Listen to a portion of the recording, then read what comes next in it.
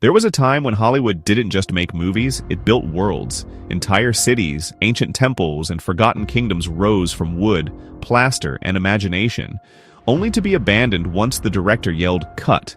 Today, we're unearthing the eerie remains of Hollywood's golden age. Movie sets from before 1960 that dazzled millions and then vanished into dust, fire, and legend.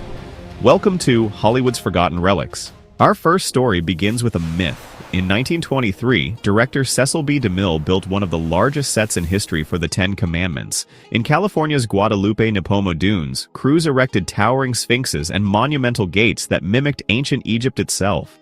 When filming wrapped, DeMille didn't dismantle his creation, he buried it. He feared rival studios might steal his designs, so the set was secretly entombed beneath the sand. For decades, it was dismissed as legend, until archaeologists began digging and unearthed fragments of plaster statues and hieroglyphs.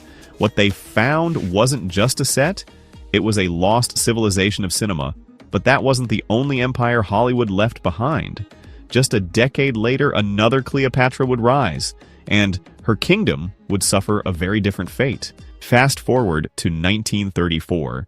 Paramount's Cleopatra, starring Claudette Colbert, shimmered with marble halls and golden temples so opulent they rivaled real history. But when the Great Depression hit, maintaining such extravagance became impossible. The studio dismantled the entire kingdom, then dumped pieces into the ocean near Los Angeles to create artificial reefs. Today, divers say you can still spot fragments of those grand designs resting on the sea floor. Cleopatra's empire didn't fall to invaders. It was swallowed by the tide. From the depths of the sea to the dust of the desert, our next forgotten world traded pharaohs for cowboys. By 1939, Hollywood had its sights set on the American frontier. For John Ford's Stagecoach, a dusty town named Tonto was built in the Arizona desert, complete with saloons, banks, and gallows. But when the final scene was filmed, everyone packed up and left. The sun blistered the paint. The wind tore down the signs. Sand buried the streets. Over time, the set became a real ghost town, an echo of the Old West that only ever existed on celluloid. But while the Wild West faded quietly, another legendary set met its end in flames. This set was not ruled by cowboys, but by a giant ape. Before CGI, monsters were built by hand. In 1933, RKO's King Kong brought Skull Island to life, a jungle fortress surrounded by an enormous wooden wall. That same wall later became famous again. It was reused in Gone with the Wind's fiery burning of Atlanticene. And when those flames roared across the screen, they were real. The King Kong wall actually burned to ashes. Hollywood's greatest monster died twice, once in the story and once in the fire that consumed his world.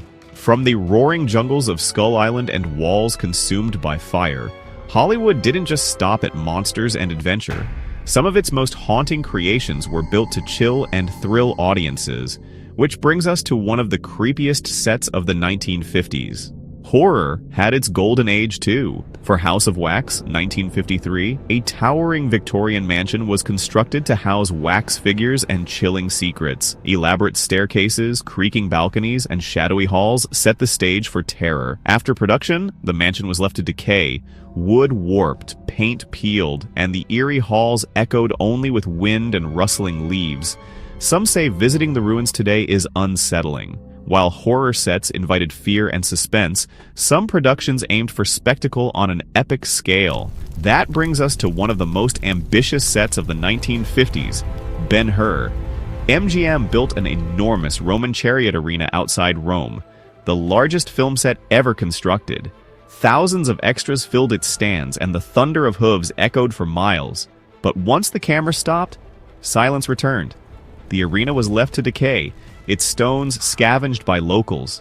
Today, vines creep along the same marble walls where Charlton Heston once raced for glory.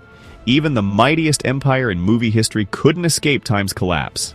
From lost cities buried in sand to kingdoms drowned by the sea to arenas reclaimed by vines, Hollywood's monuments have become nature's playground. These sets are more than forgotten props. They're ghosts of imagination. They remind us that Hollywood's golden age wasn't just about stars and spotlights. It was about dreamers who built worlds, knowing those worlds would never last. Let me know what you think in the comments, and see you in the next video.